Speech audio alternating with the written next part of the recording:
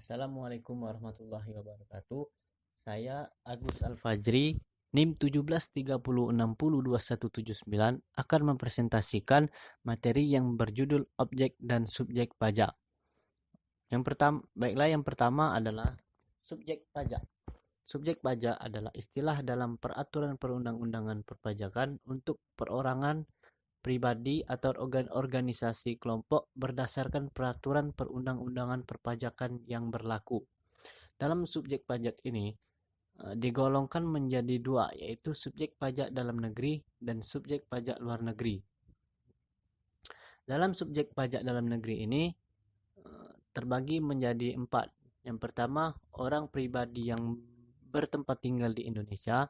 Kedua, badan yang didirikan atau berkedudukan di Indonesia. Ketiga, orang pribadi yang berada di Indonesia lebih dari 183 hari dalam jangka waktu setahun. Keempat, warisan yang belum terbagi sebagai satu kesatuan. Sedangkan subjek pajak luar negeri terbagi menjadi 2. Subjek pajak orang pribadi, yaitu orang pribadi yang tidak bertempat tinggal di Indonesia atau berada di Indonesia tidak lebih dari 183 hari dalam jangka waktu 12 bulan. Yang kedua, subjek pajak badan yaitu badan yang tidak didirikan dan tidak bertempat kedudukan di Indonesia. Ada berbagai perbedaan di antara subjek pajak dalam negeri dan subjek pajak luar negeri, yaitu pertama, dalam wajib pajak dalam negeri dikenakan pajak atas penghasilan baik yang diterima atau diperoleh dari Indonesia dan dari luar Indonesia. Sedangkan wajib pajak luar negeri dikenakan pajak hanya atas penghasilan yang berasal dari sumber penghasilan di Indonesia. Yang kedua, dalam wajib pajak dalam negeri dikenakan pajak berdasarkan penghasilan itu. Sedangkan wajib pajak luar negeri dikenakan pajak berdasarkan penghasilan bruto. Yang ketiga, dalam wajib pajak dalam negeri, tarif pajak yang digunakan adalah tarif umum, tarif Undang-Undang PPh pasal 17. Sedangkan wajib pajak luar negeri, tarif pajak yang digunakan adalah tarif sepadan, tarif Undang-Undang PPh pasal 26. Yang keempat, dalam wajib pajak dalam negeri, wajib menyampaikan surat pemberitahuan. Sedangkan dalam wajib pajak luar negeri, tidak wajib menyampaikan surat pemberitahuan. Selain itu, ada juga yang tidak termasuk dalam subjek pajak. Antara lain, pertama, pejabat perwakilan diplomatik dan konsulat atau pejabat lain dari negara asing, dan orang-orang yang diperbantukan kepada mereka yang bekerja dan bertempat tinggal bersama-sama mereka.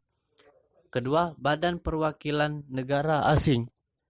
Yang ketiga, organisasi internasional dan pejabat perwakilan organisasi internasional sebagaimana dimaksud dalam Kep Menteri Keuangan nomor 611 KMK.04/1994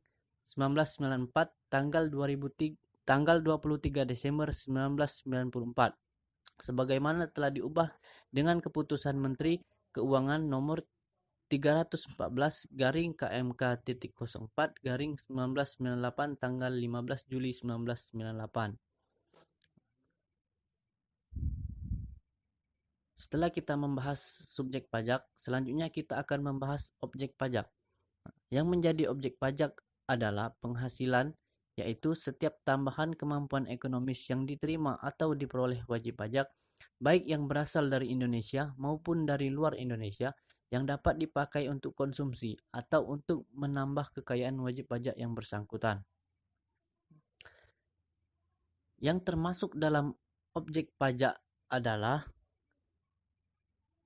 penggantian atau imbalan yang berkenaan dengan pekerjaan atau jasa yang diterima atau diperoleh, keuntungan karena penjualan atau karena pengalihan harta, penerimaan kembalian pembayaran pajak yang telah dibebankan sebagai biaya dan pembayaran tambahan pengembalian pajak, bunga karena jaminan pengembalian hutang, dividen dengan nama dan dalam bentuk apapun, royalti atau imbalan atas penggunaan hak, sewa dan penghasilan lain sehubung dengan harta, penerimaan atau perolehan pembayaran berkala, laba usaha, keuntungan selisih kurs mata uang asing, selisih lebih karena penilaian kembalian aktiva, premi asuransi, penghasilan dari usaha berbasis syariah, imbalan bunga sebagaimana dimaksud dalam undang-undang, surplus Bank Indonesia, iuran yang diperoleh perkumpulan dari anggotanya yang terdiri dari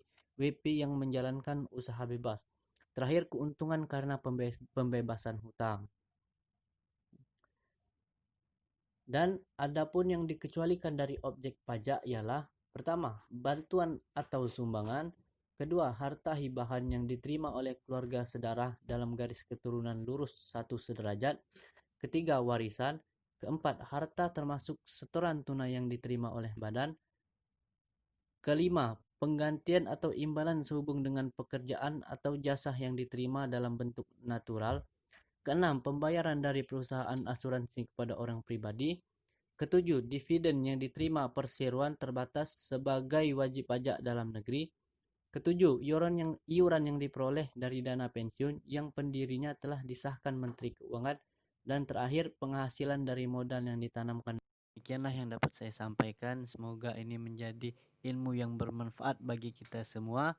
Saya akhiri. Wassalamualaikum warahmatullahi wabarakatuh.